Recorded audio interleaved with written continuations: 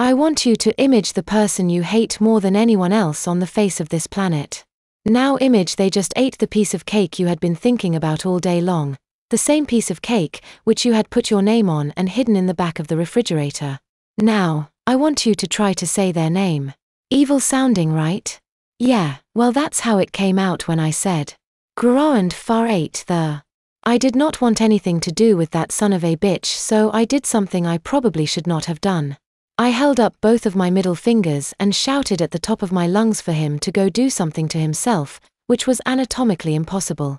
God, I would have loved to have seen his expression when he heard my voice come over the waters and assault his ears. With that, I whipped the nose of my board around and went back out to sea. I was far enough out that I was in little to no risk while still able to hear the announcer. I could also see into the competition area and caught the end of Scotty and Chad's first run. They both did really well.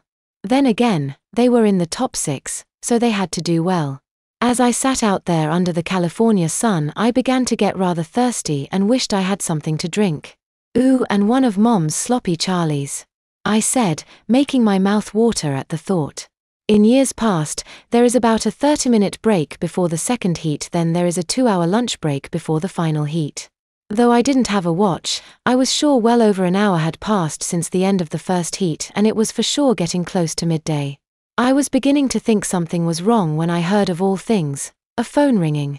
Of course, I turned toward it only to see John, my dad, in a kayak coming toward me. Though he was still a good ways off, I could tell that he was holding a cell phone to his ear. Oh yeah, I've lost it. I have heat stroke. No, I have downed and now I'm a surfing ghost. Oh wait. Ocean madness. That is it. I've got ocean madness, I said aloud. Looking back to my very vivid hallucination, I opened my mouth as if to speak but realized I didn't have anything to say. Saw that you were not coming back in, so I figured you might like some water. Excuse me? I asked. You thirsty? He asked. Are you for real? I asked back, and then the oddest thought occurred to me and I found myself getting mad. Holding up a bottle of water, he asked, "You want this or what?" Dad. He tossed the bottle toward me and I surprised myself when I caught it. He laughed, Gil. And reaching back into his kayak, he pulled out a bottle of beer. Having not understood him, I asked, Dad, how? Why?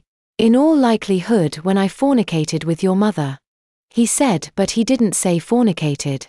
What? Right then the announcer broadcast, "Sorry for the delay, folks.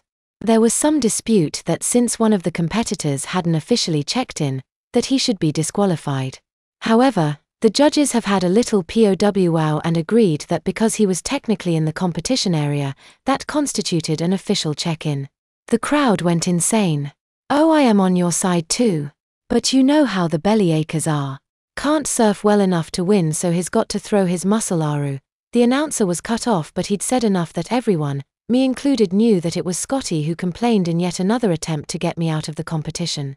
The boos from the crowd were so loud and I threw my fist in the air triumphantly, which made the crowd cheer. I was surprised that they could see me from where I was.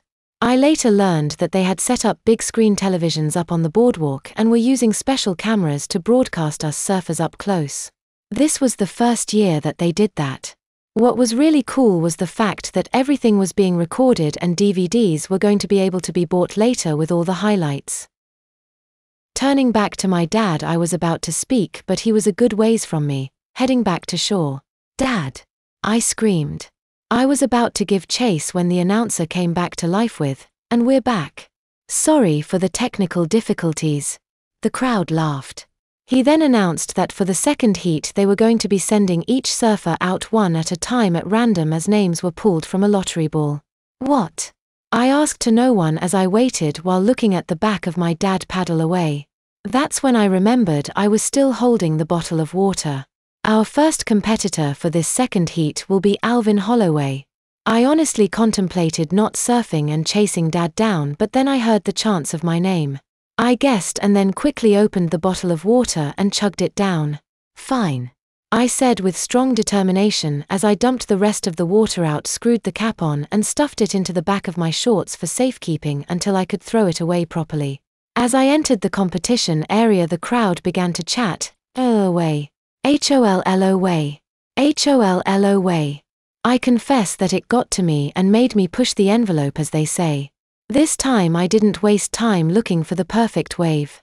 I picked a decent one and performed for the judges. I was hot-dogging and showing off. Judges eat that stuff up, and if Gary was watching, he'd beat my ass for it.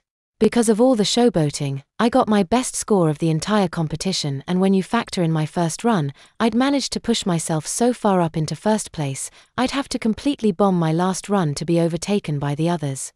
When I started my second run, my entire mindset was to get done fast and get the best score I could as fast as I could, so that I could go chase after my dad and find out why he was hiding out in California.